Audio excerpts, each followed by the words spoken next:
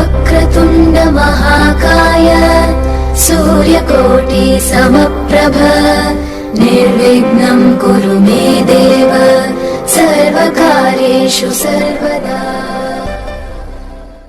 नमस्कार, मैं astrologer numerologist Praveen Kaur अपने चैनल पर आपका हार्दिक अभिनंदन करती हूँ, आपका स्वागत करती हूँ। चलिए हम आज बात करते हैं स्वाति नक्षत्र के। स्वाति नक्षत्र किसका है और इसको कौन रूल कर रहे हैं, इसके लॉर्ड कौन है और इस नक्षत्र में जन्मे व्यक्तियों में क्या क्वालिटीज होती, आज हम इस पर डिस्कस करेंगे। देखिए, हमारे सौर मंडल में 27 नक्षत्र हैं। 27 नक्षत्रों में से ये 15वें नंबर का नक्षत्र है जिसको राहु रूल कर रहे हैं, जिसके स्वामी राहु हैं। अब ये तुला राशि के मोस्टली तुला राशि में ये नक्षत्र तुला राशि वालों के लिए, तुला लग्न वालों के लिए नक्षत्र काउंट होता है। राहु का मतलब होता है अंधकार, स्वाति का मतलब होता है जब ओस की कोई एक बूंद सीप के अंदर गिरती है तो उससे मोती बनता है। तो यही कंडीशन इस नक्षत्र में जन्मे व्यक्तियों की होती है। दरअसल इस नक्षत्र में जन्मे लोग जीवन में मोती की तरह ही चमकते हैं क्योंकि इसके गुरु शुक्र हैं। जबकि राहु को कोई ग्रह नहीं है, ना ही आकाश मंडल में कहीं दिखाई देता है, लेकिन इसको उत्तरी पृथ्वी के उत्तरी ध्रुव में इसको देखा जाता है। यह नक्षत्र तुला राशि में 6:40 से लेकर 20 डिग्री तक काम करता है। इसके देवता हैं पवन देव हैं और जो इस नक्षत्र का संबंध देवी सरस्वती के साथ भी माना गया है, जो सभी प्रकार की विद्या देने वाली है। इसमें तामसिक और सात्विक दोनों प्रवृत्तियां इस नक्षत्र के लोगों में देखी जाती हैं। अब हम बात करते हैं डिग्रीज वाइज कि इस नक्षत्र का जो फर्स्ट चरण की बात करते हैं तो फर्स्ट चरण का स्वामी है, इसको सैजिटेरियस, जो पद के जो साइन है वो सैजिटेरियस है और जो पद के लॉर्ड है वो जुपिटर, यानी कि फर्स्ट चरण को मार्स और जुपिटर रूल कर रहे हैं।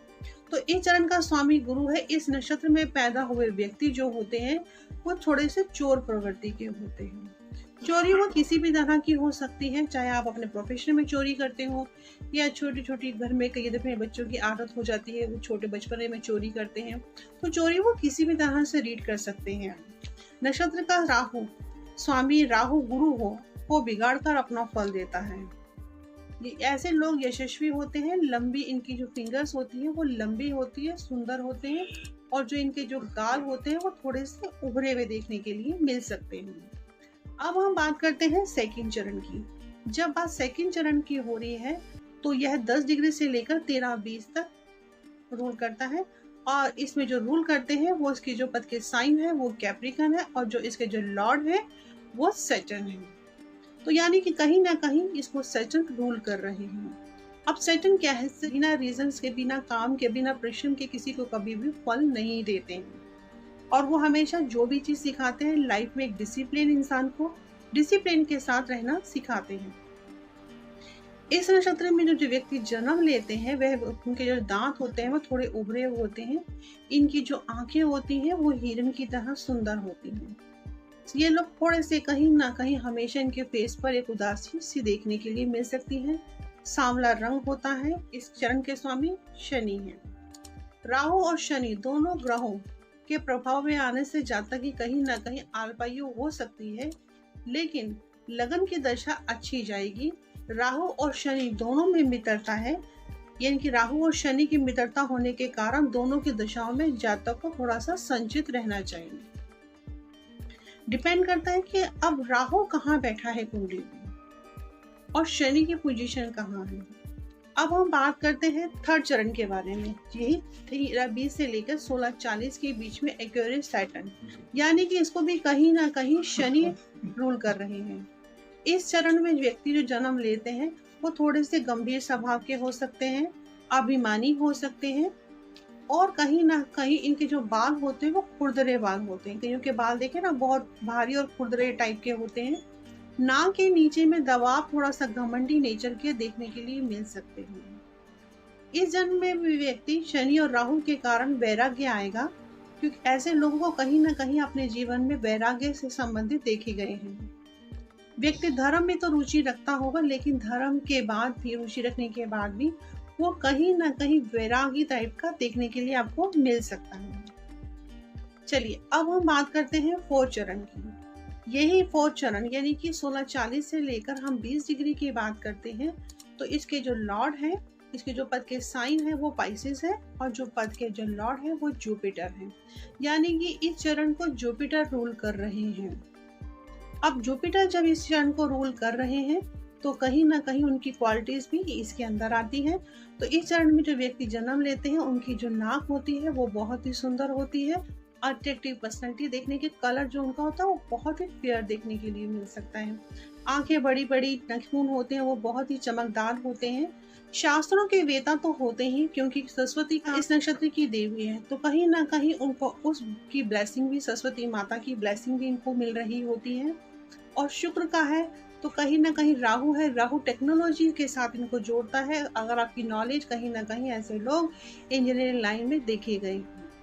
चलिए ये बात हुई अभी नक्षत्रों की। अब मैं ऑल ओवर आपको इनकी नक्षत्रों की क्वालिटीज बताती हूँ कि ऐसे लोगों की पर्सनैलिटीज कैसी होती हैं। इस नक्षत्र में जो व्यक्ति जन्म लेते हैं, जो उनका शरीर होता है वो काफी सुंदर देखने के लिए मिला है।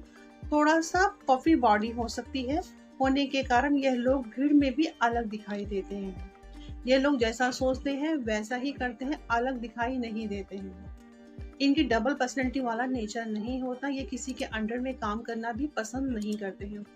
क्योंकि स्वाति नक्षत्र को मोस्टली राहु रिप्रेजेंट करते हैं, तो राहु शुक्र के उसमें आते हैं। तो कहीं ना कहीं तुला राशि में, तुला लगन में होने के कारण तो ऐसे लोगों के अंदर एक प्राउडीपन तो होता ही है, क्योंकि शुक्र भी कहीं ना कहीं देवताओं के नहीं तो राक्षसों के गुरु तो है।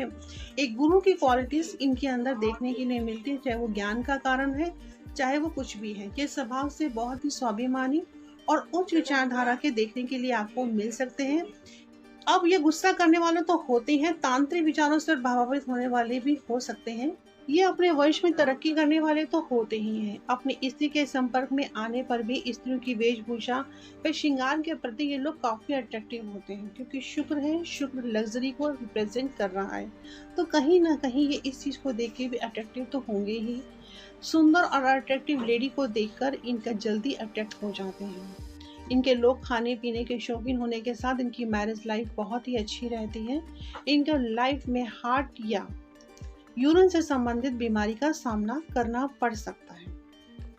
अगर आपको मेरा चैनल पसंद आता है तो प्लीज़ मेरे चैनल को लाइक कीजिए, शेयर कीजिए और सब्सक्राइब कीजिए।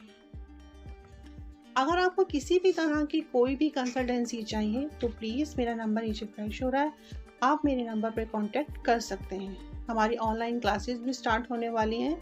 अगर आप कोई भी मेरी ऑनलाइन क्लासेस अटेंड करना चाहता है तो प्लीज़ मेरा नंबर नीचे आ रहा है, फ्लैश हो रहा है, आप मुझे कांटेक्ट कर सकते हैं।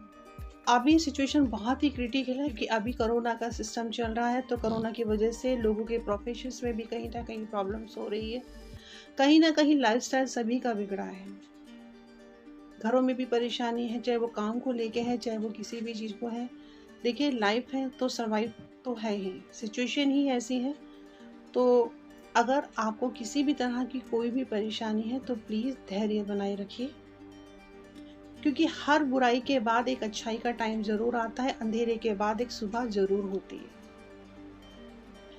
लेकिन हम सुबह तभी देख पाते हैं जब हम रहते हैं। अगर हम नहीं रहेंगे तो सुबह कहाँ से देखेंगे, उस सूरज की किरणों का आनंद हम कहाँ से लेंगे। तो आप अपने घर पे रहकर ही अपने आप को सुरक्षित रखिए, सेफ रखिए और अपने परिवार के साथ रहिए। ये अंधेरा भी निमट खत्म हो जाएगा, कहीं ना कहीं एक नई सुबह आएगी जहां हम सब मिलकर हंसेंगे, अपने परिवार के साथ घूमेंगे फिरेंगे और लाइफ को फिर से जिएंगे।